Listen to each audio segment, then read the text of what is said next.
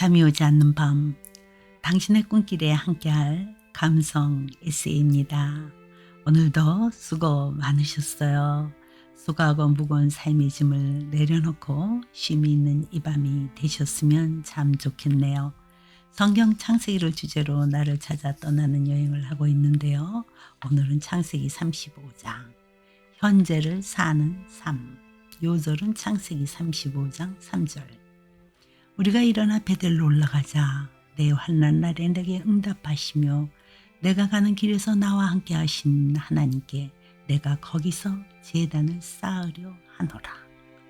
창세기 35장, 현재를 사는 삶.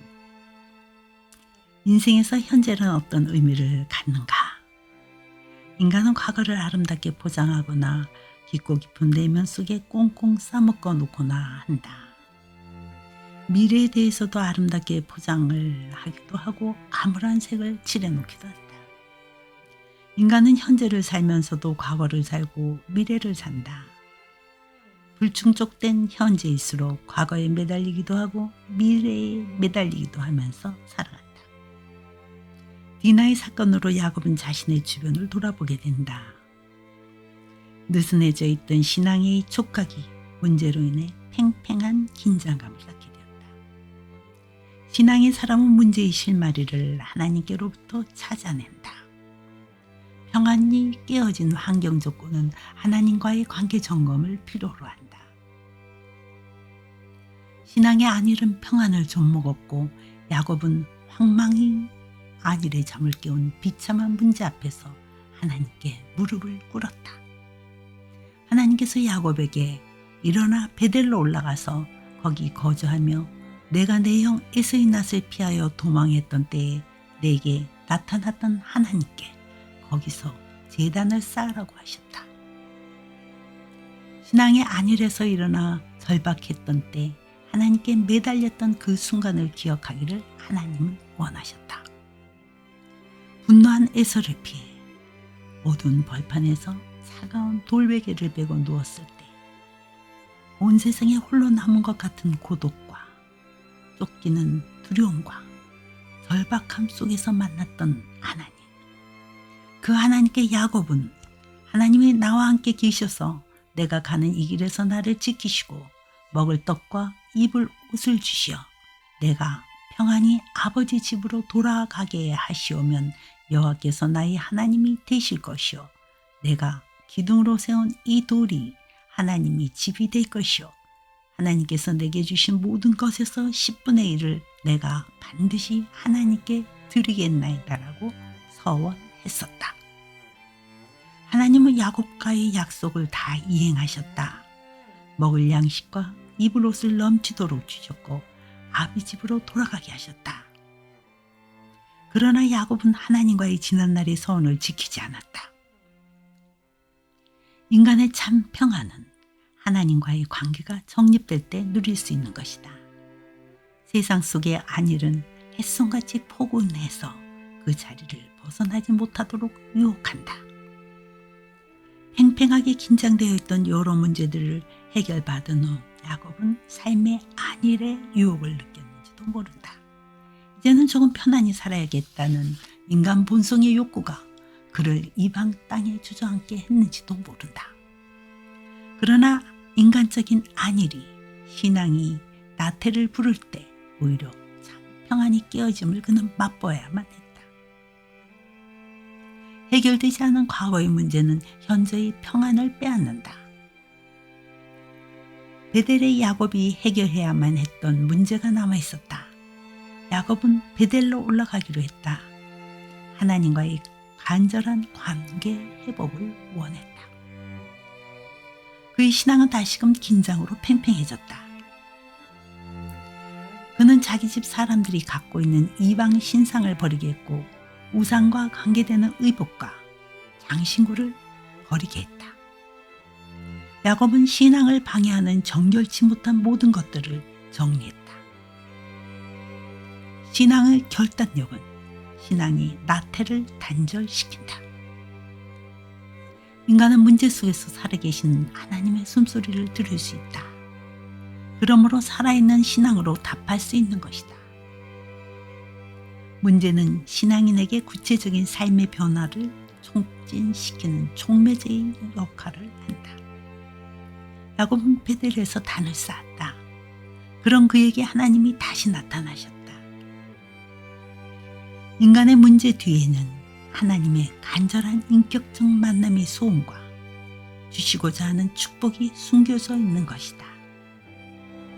하나님은 야곱에게 내 이름이 야곱이다마는 내 이름을 다시는 야곱이라 부르지 않겠고 이스라엘이 내 이름이 되리라고 하신다.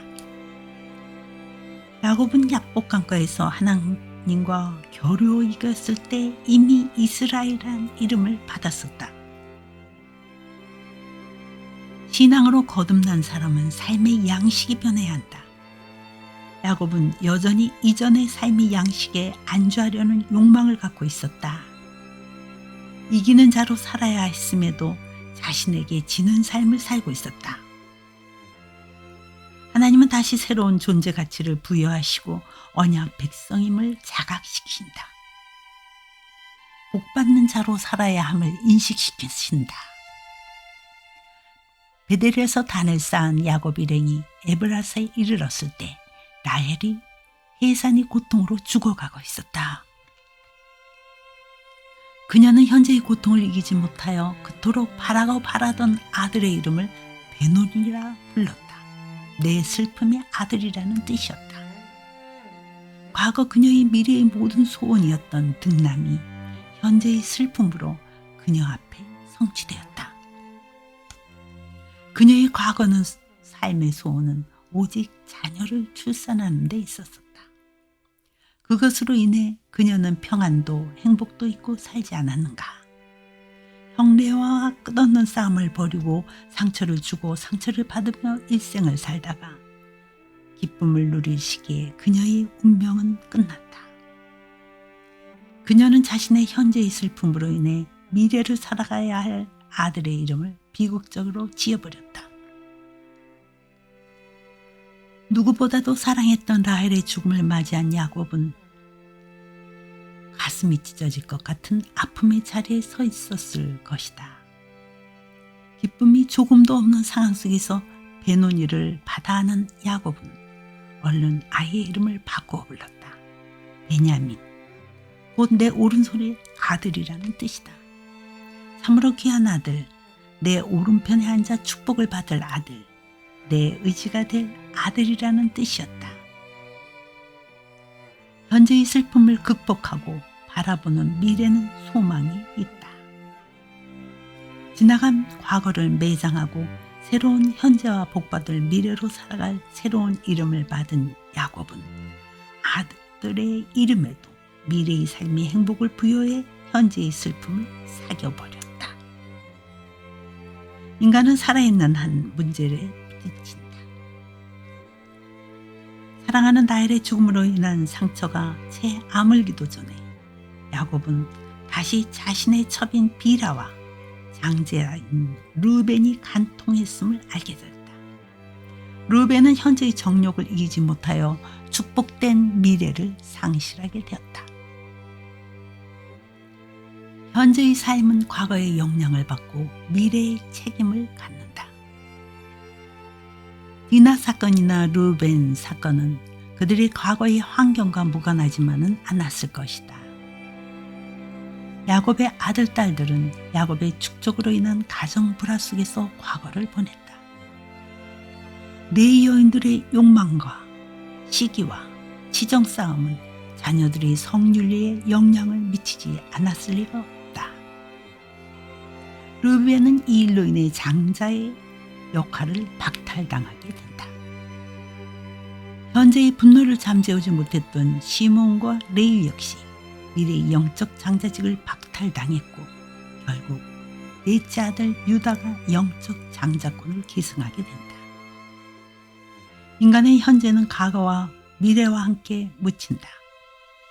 애증의 세월을 살았던 라헬도 이삭도 죽어 장사되었다. 그래서 그들은 현재의 사람들에게 과거의 사람이 되었다. 이삭의 죽음으로 언약의 그 시대는 끝을 맺었다. 창세기 35장을 마무리합니다. 우리는 과거에 매여 살거나 미래에 헛된 소망을 둠으로 현재를 소홀히 하기도 하죠. 다만 우리에게 주어진 시간은 현재임에도 말이죠. 과거도 미래도 현재의 시간 속에서 만들어지고 있음을 잃는 거죠. 오늘 나에게 허락된 현재의 삶에 충실할 수 있는 것이야말로 가장 현명한 삶의 자세인 것 같네요. 현재 주어진 시간, 만남, 일, 사람을 소중히 여기시는 귀한 삶 되시길 기도합니다. 36장에서 뵙죠.